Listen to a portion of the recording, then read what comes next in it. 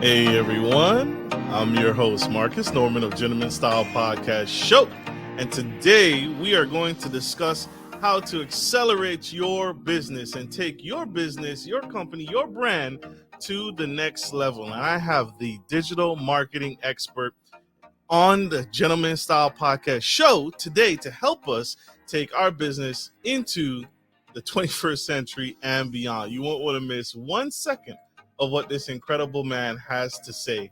Here we go.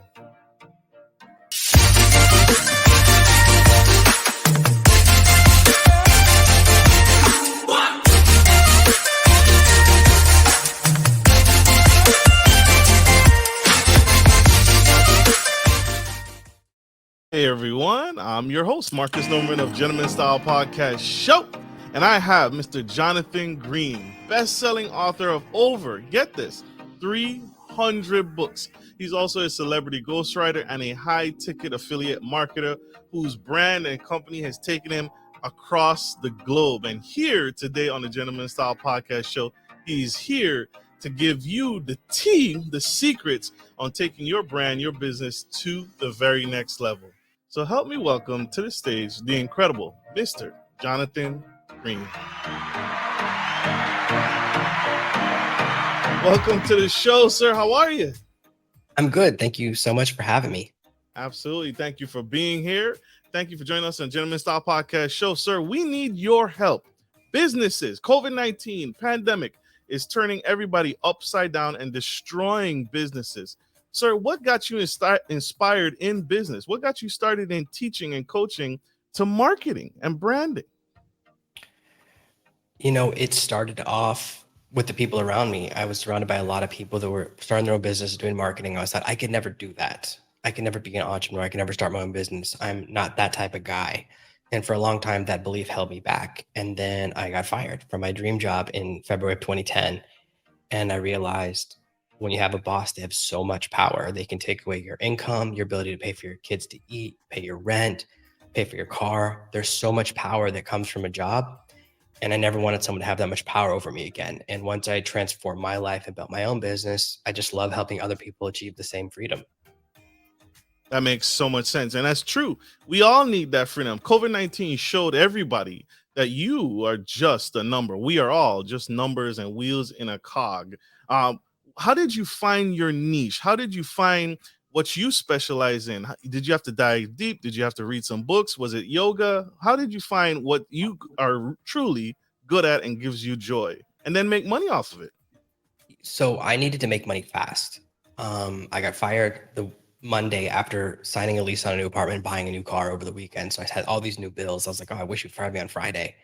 And the first thing I started doing was selling services to local businesses. So I said, this is something that I can do quickly because you get paid at the beginning of the work. A lot of business models, you do all the work, you work for months or years before you start making money. So I said, I need something where I'm doing services.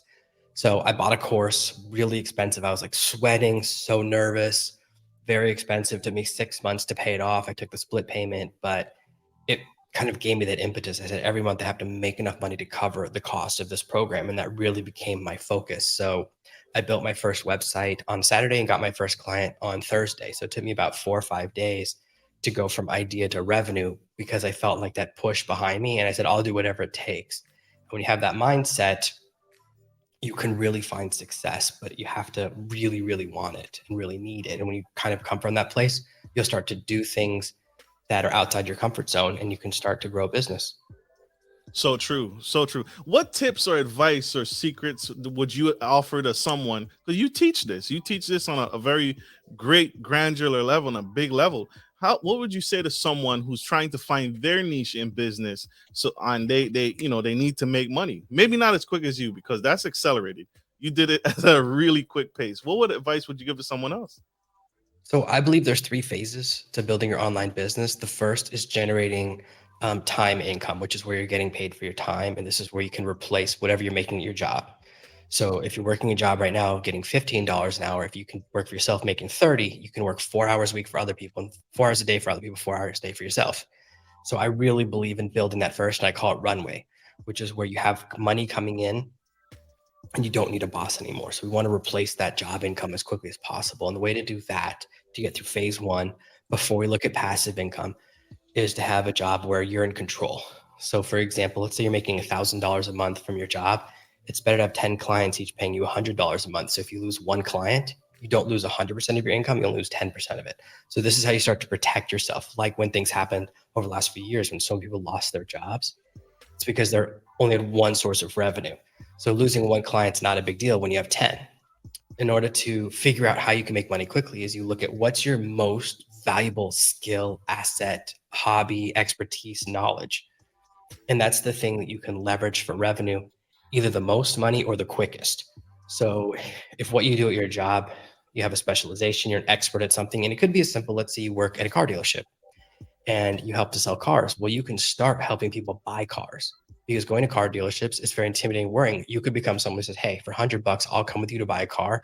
And I guarantee you, I'll save you at least $100 off the cost of the car. You'll start getting hired like crazy. Right? You'll immediately be a full-time job, and suddenly you're making, let's say you do 4 clients a day, you're making $400 a day just from one little idea, right? And that's just one expertise, right? Where you're just flipping to doing the other side of it. So it could be that. It could be that you have a garage or a space where people can store stuff, or bands can practice.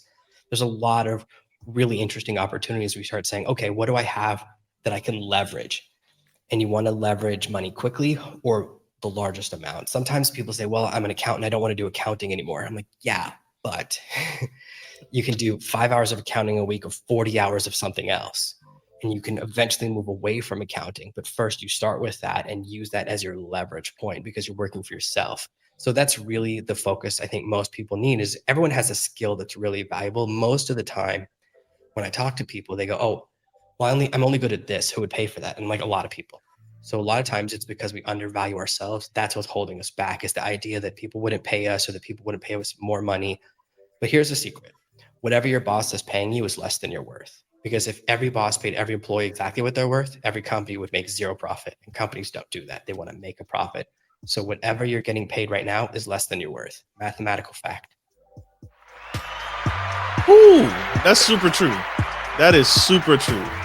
You see it and you hear about it all the time, that people are just working to earn a check and earn a living, but that living is not enough. It's not what you're truly skilled. And there's so many people who are skilled at so many things that's not tapped into. But you're right. They gotta offer you less. They have to offer you less, or else they wouldn't afford you. I had a friend I told is the same thing. She applied for a job, and she would sometimes get turned down for positions, and she'd have this negative mindset about it, like, oh, I don't, I didn't qualify. I said, no, they couldn't afford you. They couldn't pay you enough what you're worth. So very, very true.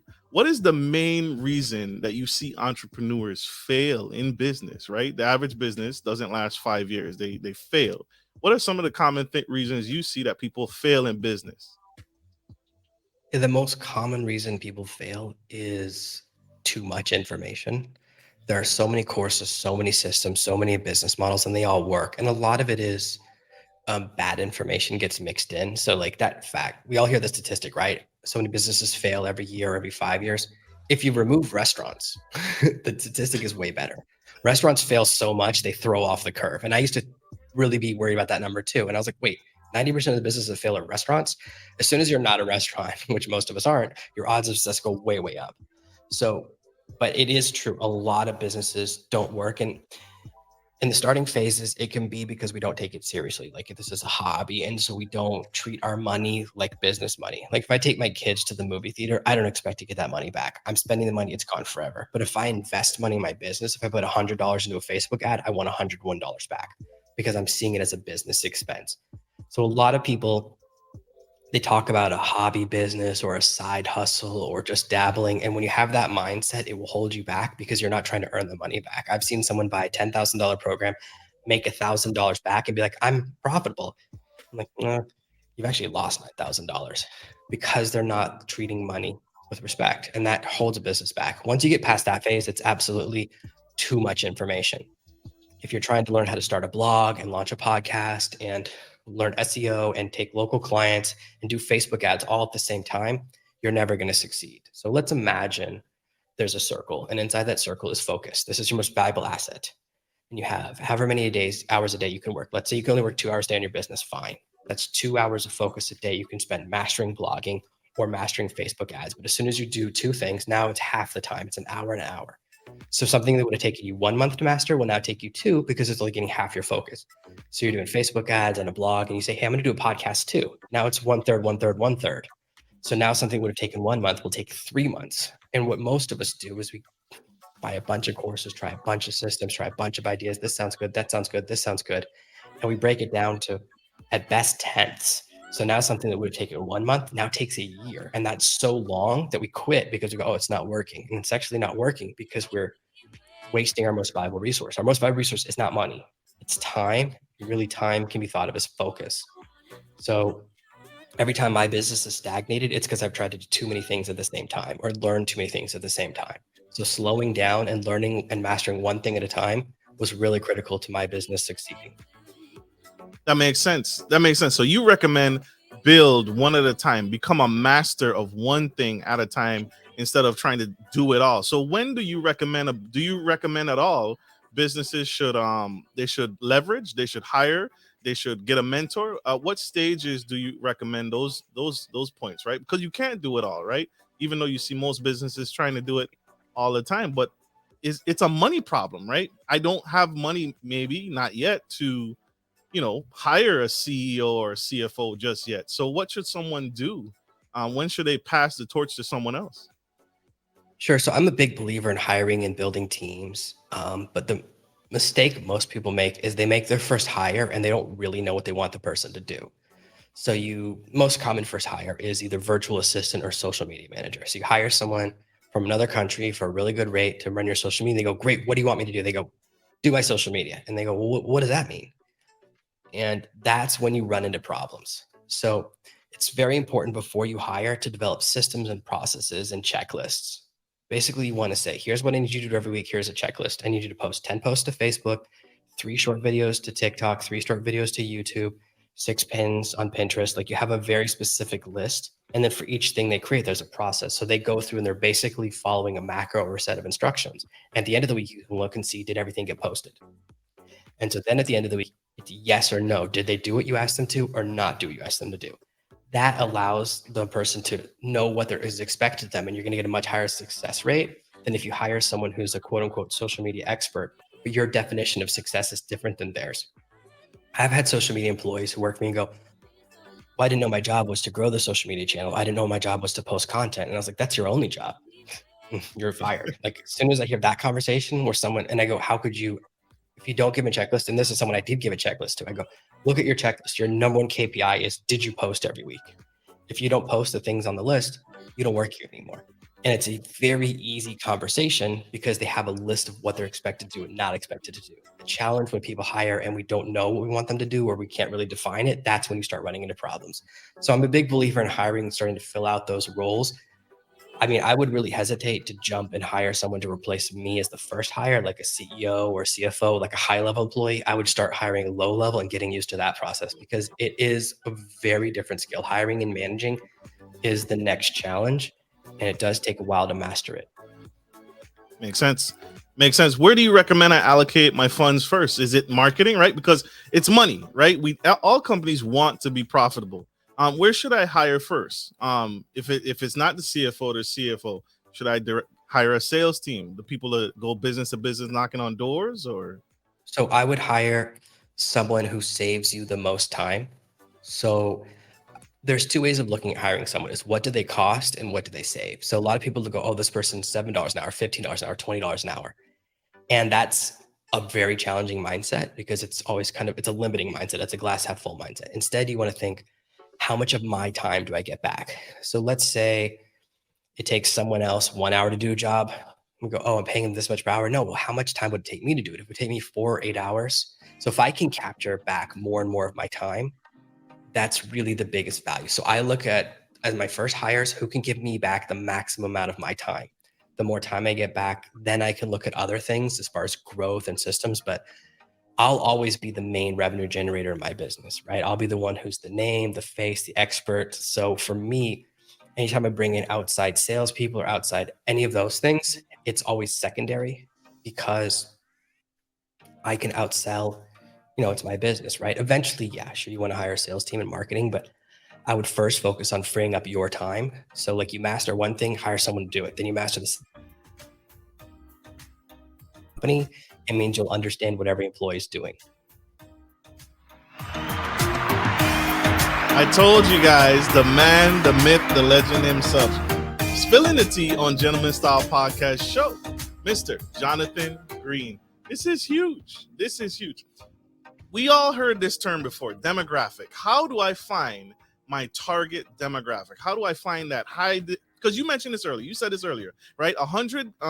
You have 10 clients paying you $100. That's your $1,000. But we also know that there's that one client that can pay you $1,000 at one time. Now it's dangerous based off of how you broke it down earlier, because if you lose that one client, your whole business is gone essentially, just like your job. But how can I find my high ticket clients? Where should I be looking? It depends on the service or like what you're offering, but you have to look at who can afford you is the first thing. So you kind of have two Venn diagrams: who needs my service and who can afford it. So sometimes people start building a business, like let's say you want to sell local SEO. That's the first thing I sold. You can focus on the wrong customer base and really struggle.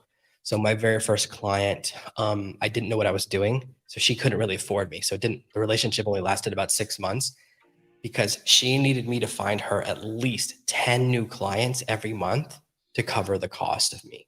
And that's a lot of new clients for her type of business. Whereas other businesses, they only need to find them a new client every 3 months or every 6 months or every year.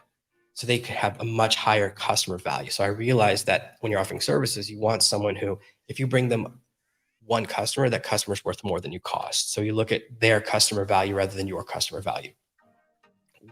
A lot of it is just being logical and kind of going through that process of going, who could use my service? Who can afford my service? Where do they spend time? Whether it's conferences, whether it's a country club, whether it's they hang out on a certain type of blog, or all use LinkedIn, or they all use Bebo, or they all use Facebook, whatever it is. You start to look at where am I likely to run into large groups of these people, and then you work at getting into that network. So first is figuring out who that demographic is, which is mostly, can they afford you? True. So true. Sir, I'm going to challenge you because you did something that is completely unique and unheard of. You switched in selling. You said the CEO no one should outsell you in your business because it's your company. But you did something unique. You actually, with so many books, over 300 plus books, you actually started giving away books, and that did something strange that increased your revenue instead of making it worse. How, why, and how did you come up with that? So at one point, I was spending about $5,000 a month in Amazon ads, and Amazon basically is trying to minimize the royalties they pay authors. So these days, it's pay to play. So I was getting to the point where I was paying more than a royalty to sell each book. So I was at break even. I go, I'm not making money selling my books anyways. And that's happens to a lot of authors just because of how expensive advertising has gotten on there. It's more expensive for me to get a click on Amazon ads than for me to get an email address from a Facebook ad. So I said, I'm going to switch. And I started thinking about how I behave as a consumer. And I don't read just one author, right? Very few people read one business book, one fashion book, one cookbook, and never read another book in the genre again, right? In fact, most people read a bunch. So I said, what if I stop thinking of other authors as competition, start thinking of them as cooperation? So I shifted to giving away my books. They're still for sale on Amazon. I still sell copies every day, but I don't have to run a bunch of ads. I don't have that continual stress of optimizing ads that are always loss leaders. So instead, I said, I'd rather just control it and know that every book it's free. I know the number. And I use that to just build my audience, because I know that an audience mailing list, my customer base, is far more valuable, because I'd much rather sell more expensive products than a book where I get a small royalty. So once I shifted to that mindset, I started finding other ways to cooperate with as many authors, as many podcasters, as many bloggers as I could to give value to them and their audience. I say, let me give away your book to my audience. You give away your book, my book to yours, and a lot of exchanges like that. And that led to a huge growth in my audience size and a huge growth in my revenue. You have something unique. You came up with the name Serve No Master. How did you come up with that name, and what does it mean to you? Yeah. So it comes back to that moment where I got fired, and I realized that when you have a master, a boss, someone who's in control of your destiny, they're in control of more than you think. It's not just your income, because most people, when they lose their job, there's a long time before they get the next job, whether it's weeks or months. And some people it's years, right? There's this huge gap. You realize, oh, they have a lot more power than I thought. I don't just lose my job. I lost everything, my entire way to support my family. So that's really what it means to me, is that you have the ability to do what you want. And it can mean how you spend your time. It can mean how you spend your days. It can mean where you live. It can mean the projects you work on, the people you work with. Like, I don't work with people I don't like, right? That's something a lot of us don't have the choice. Almost everyone works with someone they don't like. I don't work on projects I don't want to do. I don't work with people who don't appreciate me. I don't work on things that are boring. I work from home because I don't want to be in an office. I want to be around my kids all the time. So that's really what it means to me, is to be in control of the things you want to be in control of. And for everyone, it's a different recipe. Some people just really want to be in control of how much money they make. Other people really want to be in control of who they work with. And for me, it's really about freedom and how much time I work and what I work on, and doing the things I like and living where I want to live. So it's more of a freedom calculus for me, but it really comes down to that feeling I had. And I've had good and bad bosses. Everyone has, but I've had multiple bad experiences with bosses where I was uncomfortable or where someone took advantage of my naivete. And honestly, it's just about, I never want to feel that way again. Like when I got fired, I said, I don't want anyone to ever have this much power over me ever again. So that's really kind of the centerpiece of my philosophy. Love it. Told y'all, spilling the tea on the Gentleman Style Podcast Show. Mr. Jonathan Green. We got to go to a quick commercial break. Speaking of partnerships, speaking of networking, we got to pay some bills, y'all. But stay tuned. Stay with us. We'll be right back. If you're looking for a reliable, professional trucking and logistics service, you've come to the right place. Musa Trucking is a veteran-owned and operated premier transportation provider that can help with all of your trucking and logistics needs. Musa is revolutionizing the trucking industry through strategic partnerships, the development of core personnel, and the use of cutting-edge technology. Our inventory system ensures that cargo ends up divided into the right trucks and reaching the correct destination. Our drivers are dedicated to transporting goods efficiently and safely. Contact us today to get started by visiting the website on the screen or by calling 757-756-5246.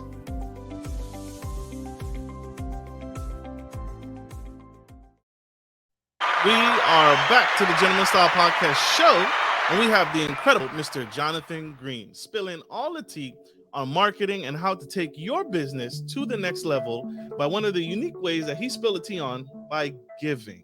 If you missed that, scroll back, go back and check him out. We are on iHeartRadio, Spotify, Audible, Google, and anywhere you get your podcast today. Mr. Jonathan, help us. TikTok is a new thing. TikTok is everywhere. I can't stop spending my time on there. How can someone take their business from zero to revenue on TikTok in 30 days? Yeah, so TikTok is, I think, the hottest platform right now. It's the best place to grow your business. It's where a lot of my revenue is coming from.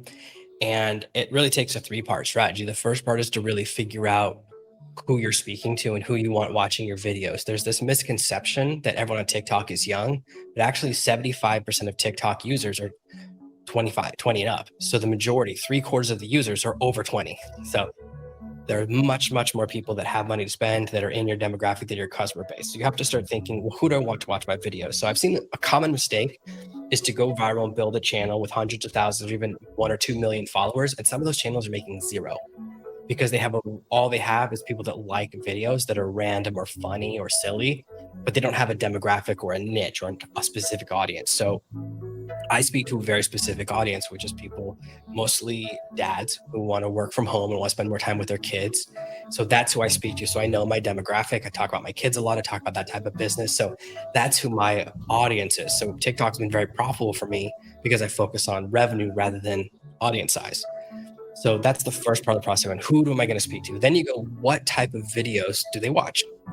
So we start to look at what are they responding to. So I look at competitors, I look at other people in space, and I say, okay, these are videos, I'll try a bunch. So what you can do to be very practical, step 3 is you find a keyword that matches your audience.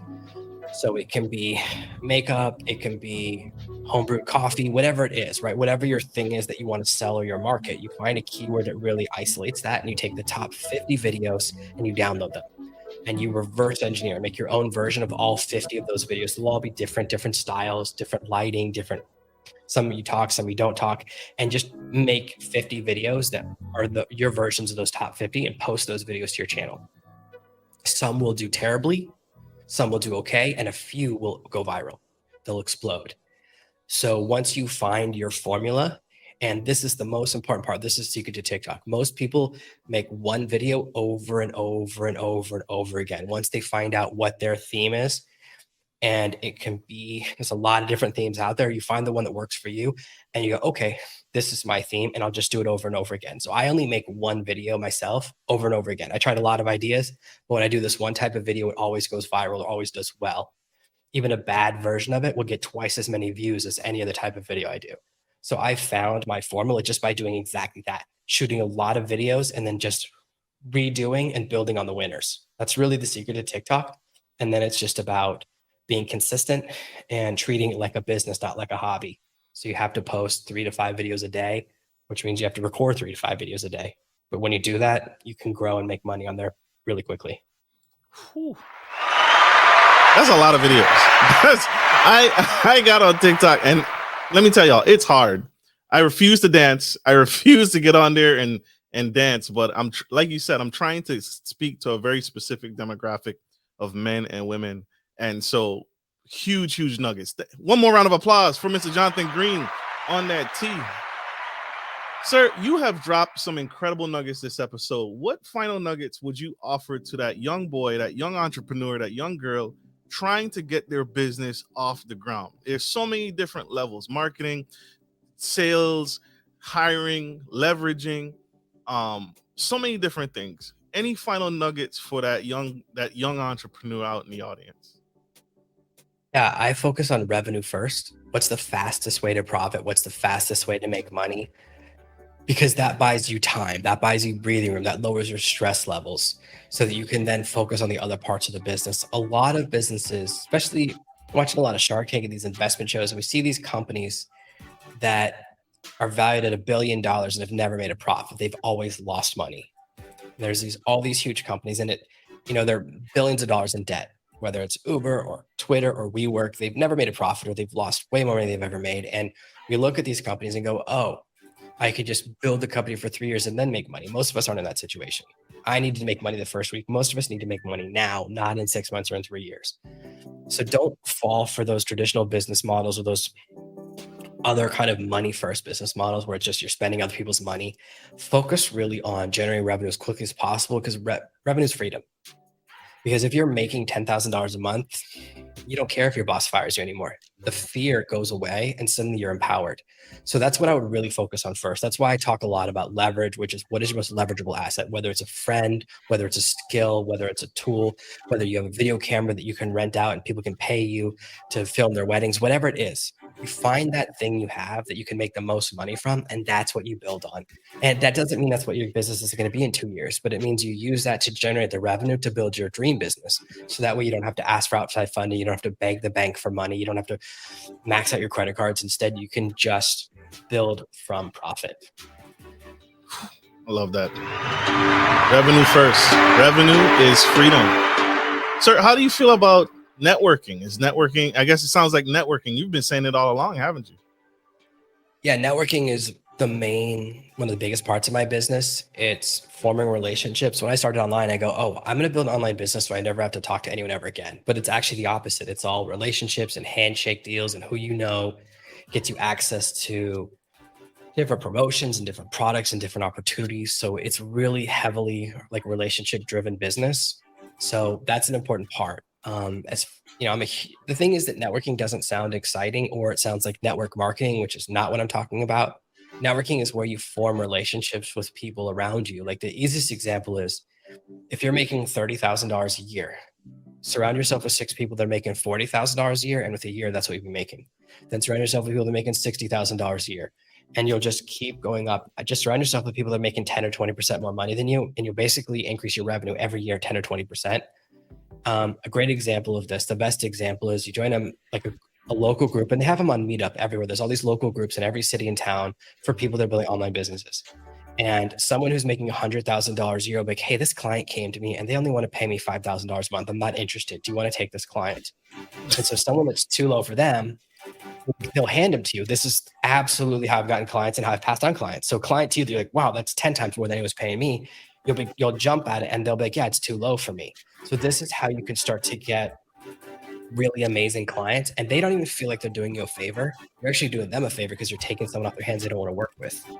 And the same thing happens to me. If someone comes to me and they can't afford me, I'm like, oh, I'm sorry, this is what I charge. I go, let me tell you someone else who's a little less expensive. Let me pass you on to someone who's charges half or a third of what I charge.